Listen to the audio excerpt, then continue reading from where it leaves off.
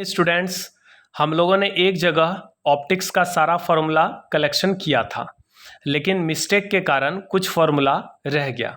तो हम चाहते हैं कि ये जो सारा फार्मूला बच गया है इसको भी आप उसी पार्ट में ऐड कर लें जहाँ पर आपने ऑप्टिक्स का सारा फार्मूला लिखा हुआ है। ठीक है, तो आज हम लोग देखेंगे रिमेनिंग फार्मूला ऑफ ऑप्टिक्स, यानी ऑप्टिक्स का बचा हुआ फार्मूला। फर्स्ट पॉइंट है refractive index of a medium. किसी माध्यम का अपवर्तनांक म्यू बराबर होता है c/v, जहाँ c है velocity of light in air और वैक्यूम और v है velocity of light in a medium. Velocity of light in a medium v बराबर होता है f इंटू लेमडा, जहाँ f लाइट का फ्रीक्वेंसी है और लेमडा लाइट का वेवलेंथ है। ठीक है, v बराबर f लेमडा। जब भी लाइट एक मीडियम से दूसरे मीडियम में जाता है, जब लाइट एक मीडियम से दूसरे मीडियम में जाता है, मान लो रेयर से डेंसर में गया या डेंसर से रेयर में गया, तो उसका वेलोसिटी भी चेंज होगा और वेवलेंथ भी चेंज होगा, लेकिन उसका फ्रीक्वेंसी और कलर चेंज नहीं होता है। इसलिए लाइट का कलर फ्रीक्वेंसी पे डिपेंड करता है। तो दो ऑब्जेक्टिव क्वेश्चन हो गया कि लाइट का कलर किस पे डिपेंड करता है, तो फ्रीक्वेंसी पे। लाइट अगर एक मीडियम से दूसरे मीडियम में जाएगा तो उसमें से क्या चेंज नहीं होगा, तो फ्रीक्वेंसी चेंज नहीं होगा और कलर भी चेंज नहीं होगा, लेकिन वेलोसिटी और वेवलेंथ चेंज हो जाएगा। जब लाइट रेयरर से डेंसर में जाएगा तो वेवलेंथ घटेगा या बढ़ेगा, तो जब भी लाइट रेयरर से डेंसर में जाएगा तो वेवलेंथ भी घटेगा, वेलोसिटी भी घटेगा। और डेंसर से रेयरर में जाएगा तो वेवलेंथ भी बढ़ेगा, वेलोसिटी भी बढ़ेगा। जैसे अगर लाइट जो है हवा से अगर कांच में जाता है, हवा से कांच में यानी एयर से ग्लास में, तो उसका वेवलेंथ घटेगा, वेलोसिटी घटेगा। लेकिन ग्लास से एयर में आता है तो उसका वेवलेंथ बढ़ेगा, वेलोसिटी भी बढ़ेगा। तो भी डायरेक्टली प्रोपोर्शनल होता है लेमडा के। लेकिन म्यू का क्या है, म्यू इज इन्वर्सली प्रोपोर्शनल भी। म्यू क्या होता है, म्यू इज इन्वर्सली प्रोपोर्शनल भी, mu is inversely proportional lambda.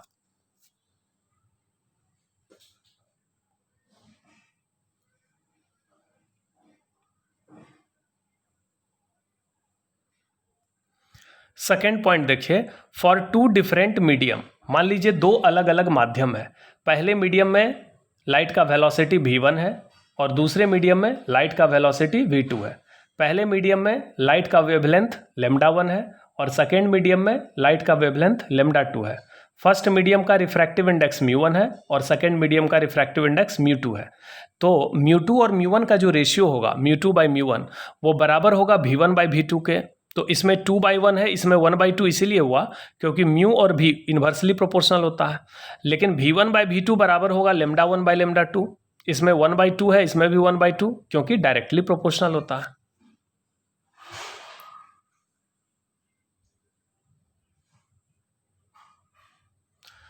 Third point है colour of light depends on frequency, यानी प्रकाश का रंग उसके आवृत्ति पर निर्भर करता है।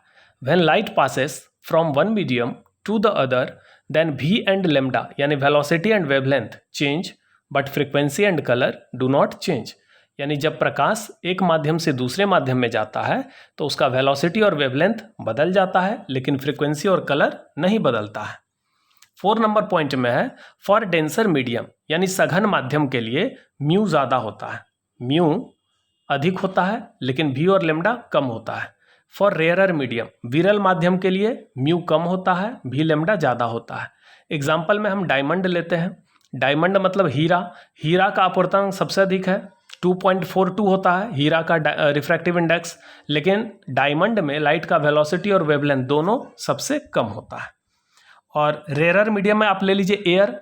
एयर का रिफ्रैक्टिव इंडेक्स सबसे कम होता है, एयर का रिफ्रैक्टिव इंडेक्स 1 होता है, जबकि वेलोसिटी और वेवलेंथ दोनों सबसे ज़्यादा होता है एयर में।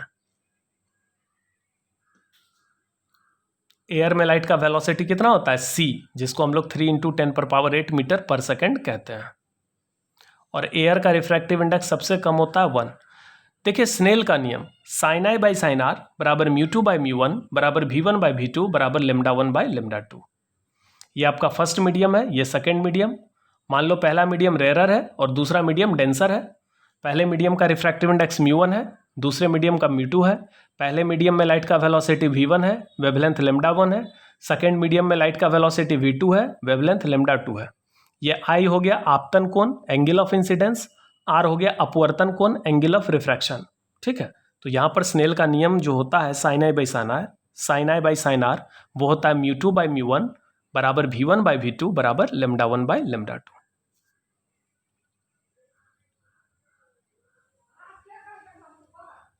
अब देखिए 6 नंबर पॉइंट में चलते हैं।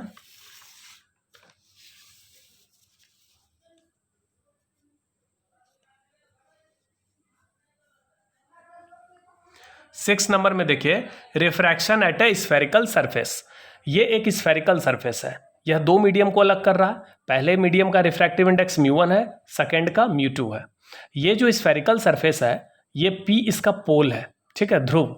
ये O ऑब्जेक्ट है, C सेंटर ऑफ कर्वेचर है और I इसका इमेज है। पोल और ऑब्जेक्ट के बीच के डिस्टेंस को ऑब्जेक्ट डिस्टेंस U कहते हैं। पोल और सेंटर के बीच के डिस्टेंस को रेडियस ऑफ कर्वेचर R कहते हैं। पोल और इमेज के बीच के डिस्टेंस को V यानी इमेज डिस्टेंस कहते हैं। तो यहाँ पर जब भी किसी गोलीय सतह पर अपवर्तन होगा यानी रिफ्रैक्शन होगा, तो वहाँ पर ये फार्मूला अप्लाई करिएगा, μ2 by V minus μ1 by U बराबर μ2 माइनस μ1 बाई R। ये लॉन्ग क्वेश्चन में प्रूफ करने आता है, तो इसका आप प्रूफ तैयार कर लीजिएगा, अच्छे से देख लीजिएगा।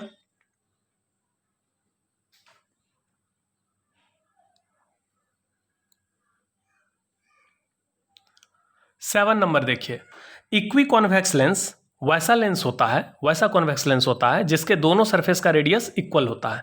तो यहाँ पर पहले सरफेस का भी रेडियस R है, दूसरे का भी R है। लेंस का रिफ्रैक्टिव इंडेक्स μ है, लेंस का फोकल लेंथ f है।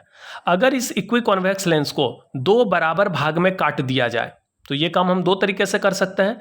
एक हॉरिजेंटल प्लेन द्वारा दो भाग में काट सकते हैं, एक वर्टिकल प्लेन द्वारा दो भाग में काट सकते हैं। तो अगर इसको किसी क्षैतिज तल द्वारा हॉरिजेंटल प्लेन द्वारा दो बराबर पार्ट में काटिएगा, तब प्रत्येक पार्ट का फोकल लेंथ f ही रहेगा, यानी जितना ओरिजिनल लेंस का फोकल लेंथ था उतना ही रहेगा। चूंकि फोकल लेंथ चेंज नहीं होगा तो पावर भी चेंज नहीं होगा, इसलिए यहाँ पर लिखा हुआ no change in focal length and power. तो जब भी किसी इक्वी कॉन्वेक्स लेंस को हॉरिजेंटल प्लेन द्वारा काटा जाए दो भाग में, तो प्रत्येक भाग का फोकल लेंथ और पावर वही रहेगा जो ओरिजिनल लेंस का था। लेकिन अगर किसी इक्वी कॉन्वेक्स लेंस को हम वर्टिकल प्लेन द्वारा दो बराबर भाग में काटेंगे, तो यहाँ पर हमको क्या मिलेगा, दो प्लेनो कॉन्वेक्स लेंस मिलेगा और प्रत्येक लेंस का फोकल लेंथ डबल होगा ओरिजिनल लेंस के फोकल लेंथ से।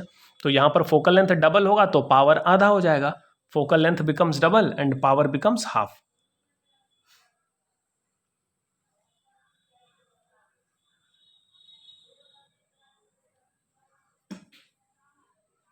नेक्स्ट पॉइंट देखिए 8। किसी लेंस का जो फोकल लेंथ होता है वो वेवलेंथ पे डिपेंड करता है। अलग अलग कलर का अलग अलग वेवलेंथ होता है। रेड कलर का वेवलेंथ सबसे अधिक होता है। तो किसी लेंस का फोकल लेंथ डायरेक्टली प्रोपोर्शनल होता है वेवलेंथ के, यानी जिस कलर का वेवलेंथ सबसे ज़्यादा होगा उसके लिए फोकल लेंथ सबसे अधिक होगा। तो रेड कलर के लिए फोकल लेंथ सबसे अधिक होगा और वायलेट के लिए फोकल लेंथ सबसे कम होगा। किसी भी लेंस का फोकस दूरी लाल रंग के लिए सबसे अधिक होगा, क्योंकि लाल रंग का तरंग दैर्घ्य यानी वेवलेंथ सबसे अधिक होता है। When a lens is moved from air to water, जब किसी लेंस को आप हवा से पानी में मूव करते हैं, शिफ्ट करते हैं, then its focal length becomes 4 times, तो उसका फोकस दूरी 4 गुना बढ़ जाता है। एंड पावर बिकम्स 1/4, और उसका पावर 4 गुना घट जाता है।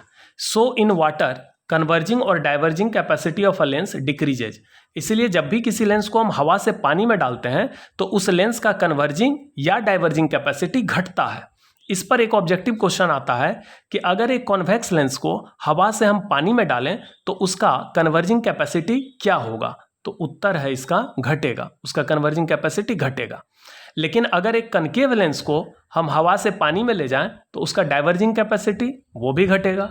तो कन्वर्जिंग कैपेसिटी हो या डाइवर्जिंग कैपेसिटी, इसी को पावर कहते हैं, और पावर घटता है, पानी में जाने पर पावर घटता है। और पॉइंट नंबर 10 है,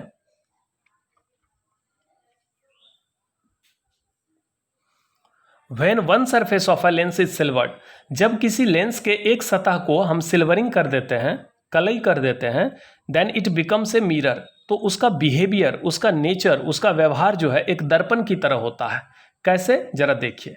यहाँ से लाइट का एक रे यहाँ पर आया, पहले सरफेस पर आने के बाद ये रिफ्रैक्शन होगा, ये अंदर चला जाएगा।